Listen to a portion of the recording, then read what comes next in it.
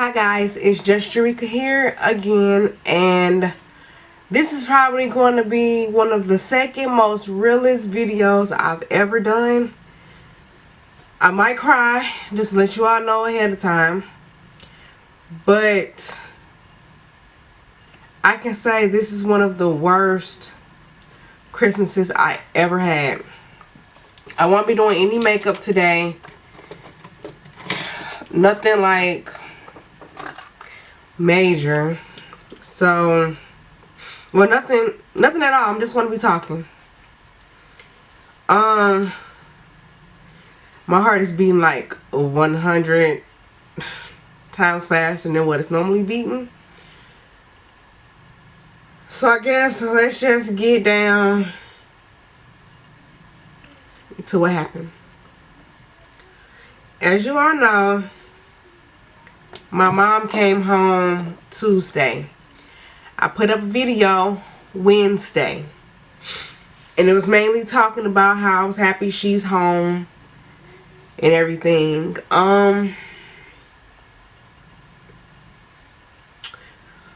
So she came home Tuesday. We was talking and everything Wednesday. You know, like everything was fine, and she was happy to be home. She ate some of her favorite food. Of course, she had tube feeding at the time, so she was being tube fed, and she was able to eat like a few things on the side. So she had fruit, she had Jello, she had applesauce. She had probably some ramen noodles, which I made her like half of a packet, and she ate like half of that half. So she had that. Thursday came around, she went to dialysis, and to me she didn't look the same, but to other people she looked fine. She was happy. And Friday came. That morning, Friday morning, she told me she wanted to go on palliative care. Now, I'm going to look it up. Palliative care, I believe, is when a nurse comes out twice a week to check on the patient. But yeah, that's what I think it is. So let's say palliative care helps patients and families through serious illnesses. So that's what she was on. And so I was like, Mom, you already on palliative care.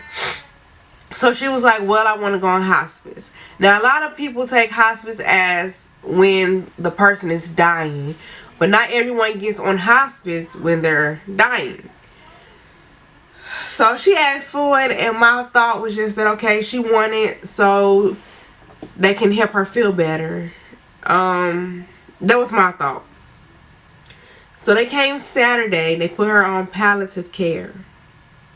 Not palliative care. On hospice. And she was fine and everything at first. But Saturday night. Yeah, Saturday night. She started having trouble breathing. So they brought out an oxygen machine and some medications to kind of help her relax. Now, she called me at least twice throughout the night. But then Sunday morning came. This was December 22nd.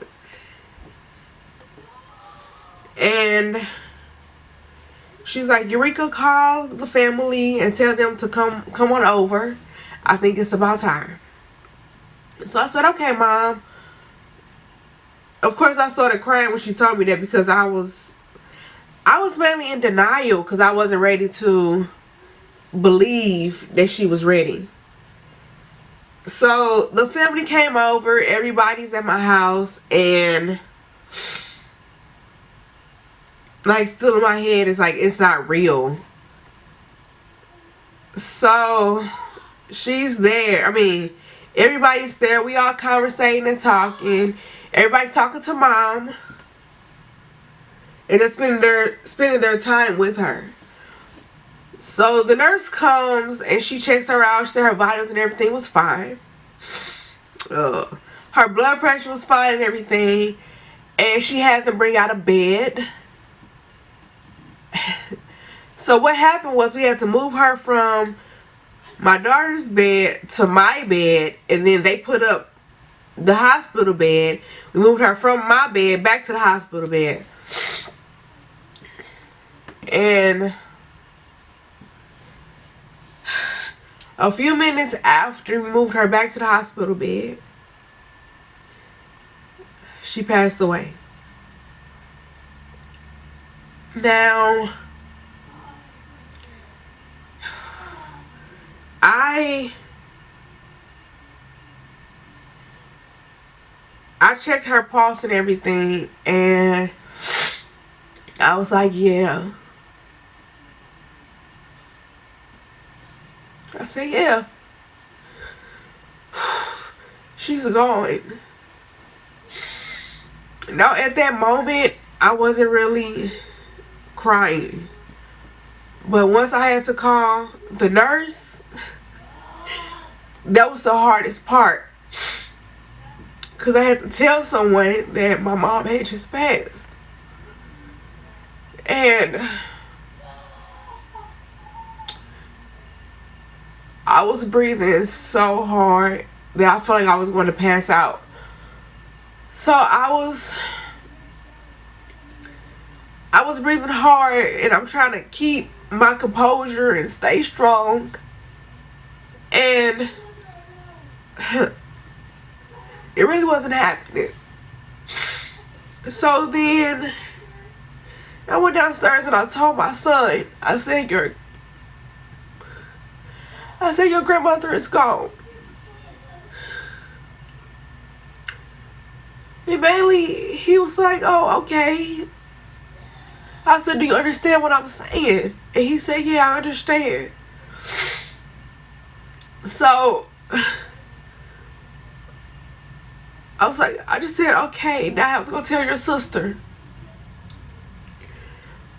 His sister was in his room. Mainly, she's in the bed asleep. And so she was mainly in his room asleep. Now, mind you, my daughter's room right here and his room is right here. So they're right next to each other.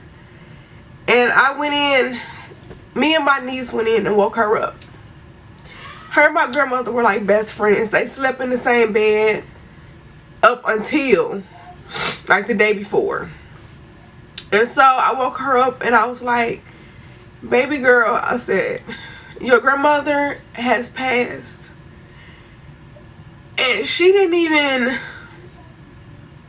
stop to think. Like, she just busted out crying. And it wasn't the tears like I'm having right now. It was like crocodile tears, boo-hoo crying. And it's like I almost just felt helpless. Like, I didn't know what to do to soothe her. Like, I really didn't. And so with that, my niece finally just took over and held her.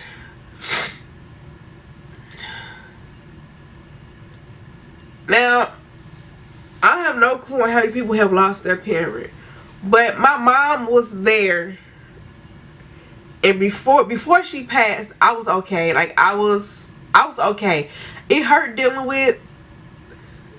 It hurt seeing her the way that I did, but I was okay because she was still there. The moment she passed, it's like, of course, the whole world just changed. A part of me was like, it was empty. Because I was just saying, what am I going to do? It was like losing my best friend. And she called me mom because I took care of her. Even though I was her daughter, I could call her and talk to her about anything and everything. And now it's just like people say that I can call them and talk to them. But it's nothing like having your parent there and being able to talk to them. It's nothing like having that there. Yeah, she died Sunday, December 22nd at 1:13 p.m. And my world will never be the same.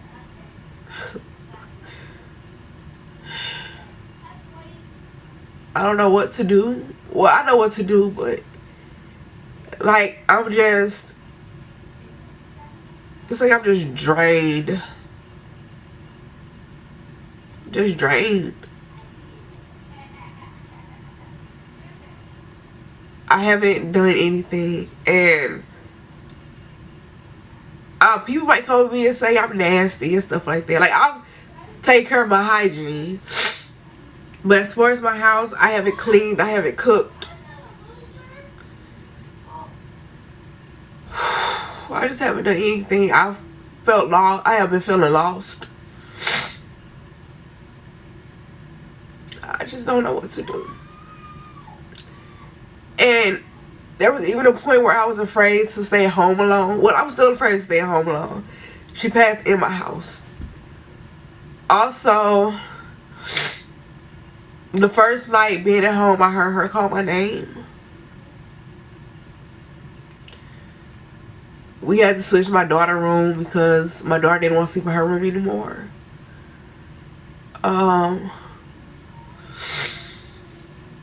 It's just been hard. I'm still going to put in my videos and try to be as positive as I can.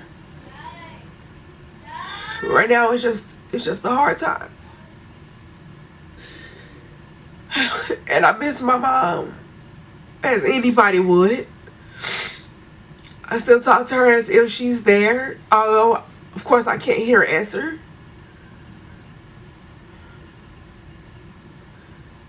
But we're family on here, and I just feel like you all should know what happened, because I probably won't be the same person. I mean, it's hard to be positive when something like this has happened, but I'm going to do my best. And I'm just asking you all to pray for us and just keep this page, keep this channel positive, because I really don't need negativity in my life. But thank you all for hearing me ramble on for I don't know how long. I try to think about the good, I do think about the good memories, because that's all we had besides getting whoopings and stuff like that. But sometimes that was even fun, because she'll whoop us and we laughing, and she'd be like, oh, so you laughing? And so those were even fun too, although she was disciplining us. But I'm trying to remember the good times and trying to stay positive. So again, thank you all for listening. And I'll see you guys Saturday. I mean, not Saturday. Wednesday. It'll be Wednesday. Thank you. Bye.